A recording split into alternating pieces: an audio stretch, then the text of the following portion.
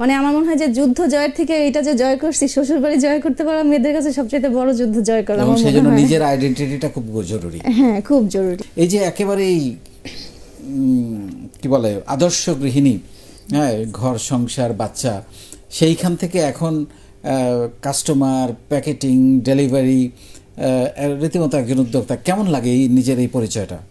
Sir খুবই ভালো লাগে, এই পরিচয়টা খুবই ভালো লাগে। আমার উদ্যোক্তা হওয়া হচ্ছে ওই যে আমার 3টা বেবি, 3টাই সিজারিয়ান বেবি।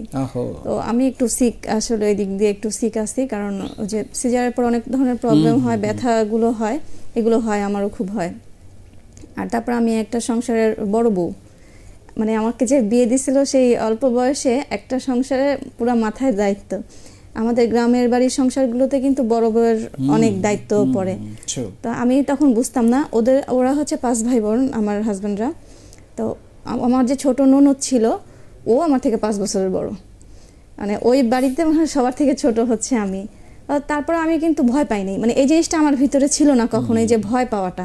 আমি ভয় পাই না কখনোই, মানে সব জিনিসই খুব সাহসের সাথে নিয়ে নেই, এবং কিভাবে জন্য আল্লাহর রহমতে সাকসেসও হয়ে যায় সেটাতে। অসাধারণ। তো ওরকম পারতাম না কোনো কিছুই, কিন্তু শাশুড়ির পাশ থেকে সরতাম না, তার সাথে সাথে থাকতাম, কারণ আমার কাজটা তো করার ইচ্ছা, আলটিমেটলি আমাকেই করতে হবে, উনি কতদিন আর করবে।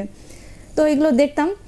প্রথম ঝামেলা হয়তো সবার সাথেই, আসলে এরকম যেটা হয় শ্বশুর বাড়িতে হয়েছিল, কিন্তু এখন যে সবাই আমার প্রতি মানে দুর্বল, এখন আমি আমার শাশুড়ি মাকে কোনো কথা বলে সে অবশ্যই সেটা চোখ বন্ধ করে করবে, যেটা বৌমা বলছে এটা করতে হবে। এই যে একটা জায়গা তৈরি করছি, হ্যাঁ, নিজের একটা জায়গা তৈরি হলে সবকিছু বদলে যায়, তাই না? সবকিছু বদলে যায়, চমক ঘটে একটা। এইটাই হচ্ছে সবচেয়ে আমার ভালো লাগা।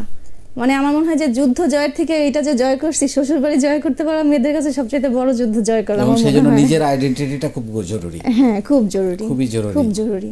ওইটা আমি তখন ফিল করছি যখন শ্বশুর বাড়িতে গেছি না, অল্প পড়াশোনা করে গেছি, তো অনেক রকম কথা হইতো, আমি কাউকে কোনোদিন কিছু বলিনি, কারণ আমি মানুষের কথায় নিজে খুব কষ্ট পাই, সেটা আবার প্রকাশ করি না। আর আমার কথায় যেন কেউ কষ্ট না পায়, তাতে আমার একটু লস হোক না হয়, আমার একটু কম হবে, কিন্তু কাউকে আমি কষ্ট দিতে রাজি না, সেটা আমার কেউই না হোক, সেটা একটা রিক্সাওয়ালা হোক, সেটা একটা বাহিরের মানুষ হোক, আমার কেউই না হোক। অসাধারণ। তারপরে স্যার ওইভাবেই থাকতাম, খুব ভালো লাগতো। আমাকে একমাত্র সাপোর্ট দিত আমার শ্বশুর। অসাধারণ।